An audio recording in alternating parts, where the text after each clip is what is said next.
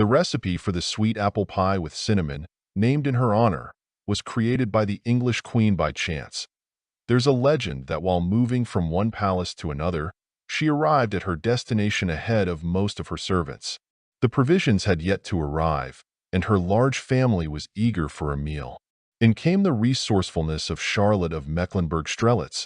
She decided to mix flour, sugar, and tart green apples, a whole sack of which she found in the kitchen.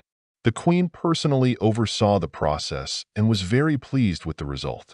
Her 15 children also appreciated the recipe for Charlotte. She was born on the 19th of May in the year 1744 in Mecklenburg. The youngest daughter of a duke, she wasn't particularly beautiful but was incredibly energetic. Charlotte was used to rising early and was always on the move. Thanks to her long walks, she had a blooming complexion and rosy cheeks, without any need for additional blush. Her connections to many royal families offered hope for a successful marriage alliance. At the age of 17, Charlotte hit the jackpot. She was married off to King George III of England. That's right, the reigning king, not a prince. Thus, at a very young age, the girl donned a crown and was well prepared for her new role. Charlotte's overflowing energy found expression in many areas. She devoted time to charity, engaged deeply in music. It's worth mentioning that her teacher was none other than Johann Sebastian Bach, and Mozart dedicated one of his works to her, and cultivated flowers. How she loved her garden! So much so that Charlotte of Mecklenburg-Strelitz established the famous Royal Botanic Garden, and even one of the plants was named in her honor. But most of her time was dedicated to her children, and she had 15 of them. The first, just a year after her marriage, was Prince George of Wales, who would later marry the unfortunate Caroline of Brunswick. You can learn more about her in the video, The Horrible Queen. A year later, Prince Frederick of York was born, and in the year 1765, Duke William of Clarence arrived. Interestingly, 2 of Charlotte's sons with King George III went on to become kings of England, the first and the third. Charlotte's prolificacy connected the British royal family with numerous noble houses.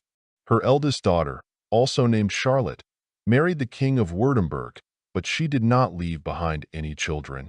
Likewise, Elizabeth, who married Landgrave Friedrich of Hesse-Homburg, had no offspring. The royal couple's son, Edward Augustus, Duke of Kent, though not first in line for the throne, became the father of the famous Queen Victoria. She reigned for a record number of years, only surpassed by Queen Elizabeth II. On the other hand, Augustus Frederick, Duke of Sussex, could not hope for a throne for himself or his descendants, as he entered into a morganatic marriage with Lady Augusta Murray. Children from such unions are automatically stripped of all rights to the crown. Another son of Charlotte and George, Ernst Augustus, Duke of Cumberland, became king, but not in England. He ascended the throne of Hanover. Meanwhile, Duke Adolph of Cambridge, married to Augusta of Hesse-Kassel, had no grand ambitions and was quite content with the role of royal uncle to his niece Victoria. 2 daughters of King George III, Augusta Sophia and Amelia, never married and had no children. Only 2 of their children died in infancy, which was quite rare in the 18th and 19th centuries. And what about the creator of the Charlotte? She passed away in the year 1818 at a respectable age of 74. By that time, her recipe had triumphantly spread across Europe. It first caught the attention of the renowned French chef Marie-Antoine Carême.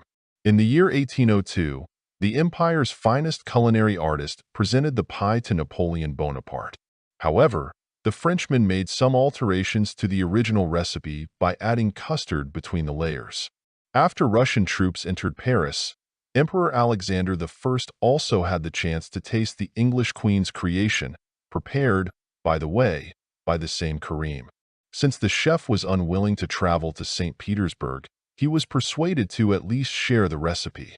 And so, the pie made its way to Russia. Thus, the vibrant activity and resourcefulness of Queen Charlotte of England ensured her legacy. After all, the apple pie still bears her name to this day.